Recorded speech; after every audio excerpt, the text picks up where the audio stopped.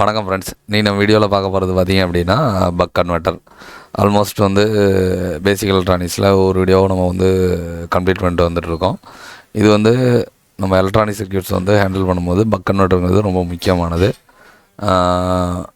நம்ம வீடியோஸ் பார்த்தீங்க அப்படின்னா நீங்கள் தொடர்ச்சியாக பார்ட் 1லேருந்து பார்க்கும்போது உங்களுக்கு பேசிக் எலக்ட்ரானிக்ஸில் ஒரு நல்ல இம்ப்ரூவ்மெண்ட் கிடைக்கும். இப்போ வாங்க வீடியோக்குள்ளே போகலாம்.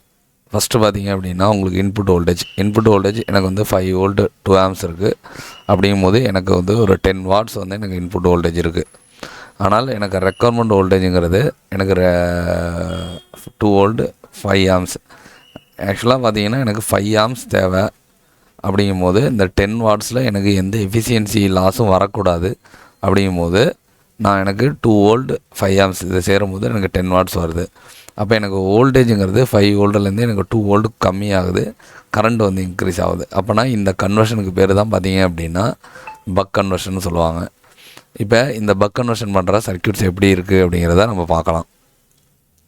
நெக்ஸ்ட்டு பார்த்திங்க அப்படின்னா டியூட்டி சைக்கிள். நம்ம இந்த பக் கன்வெர்ட்டர் முடிச்சுட்டு நம்ம பூஸ்ட் கன்வெர்ட்டரோட சர்க்யூட்டை பார்க்க போகிறோம்.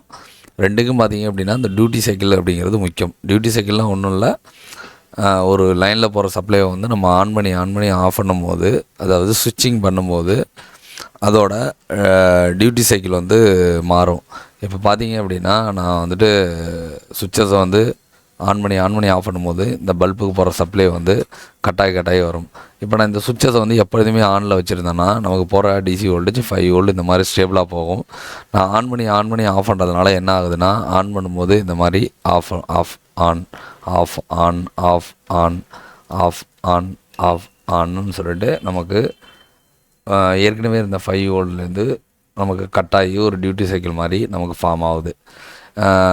இந்த சுவிட்சிங்க்கு பேர் தான், இந்த சுவிட்ச் பண்ணுற அந்த ஸ்பீடு தான் டியூட்டி சைக்கிள்னு சொல்லுவாங்க.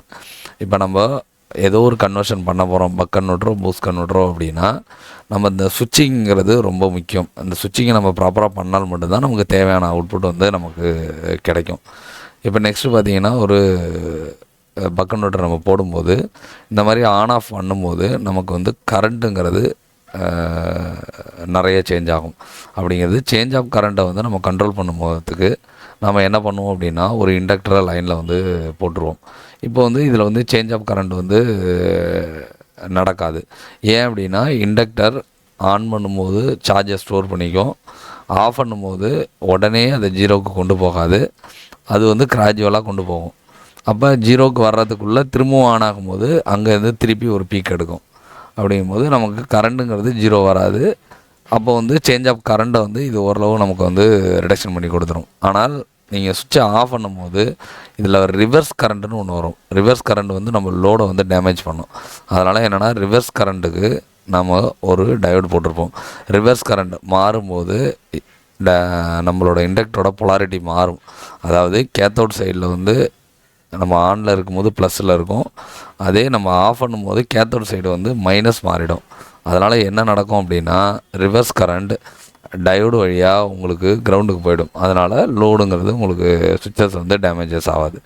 இப்போ இந்த சர்க்யூட் படி தான் பார்த்தீங்க அப்படின்னா நமக்கு பக் கன்வெர்ட்டர் வேலை செய்யும்.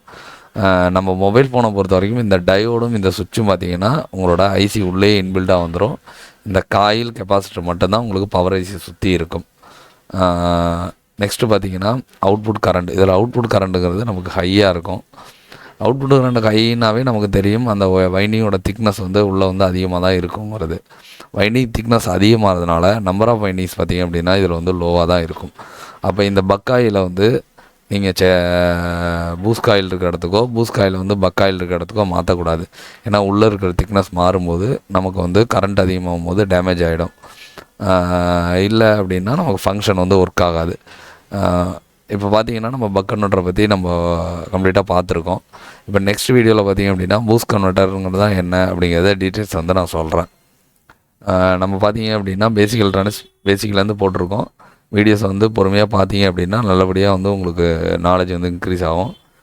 உங்களுக்கு மொபைல் சிப் லெவல் கற்றுக்கணும் அப்படின்னா மேலே இருக்க நம்பரை காண்டாக்ட் பண்ணுங்கள். நம்ம இன்ஸ்டியூட் பார்த்திங்க அப்படின்னா சென்னை தாம்பரத்தில் லொக்கேட் ஆகிருக்கு.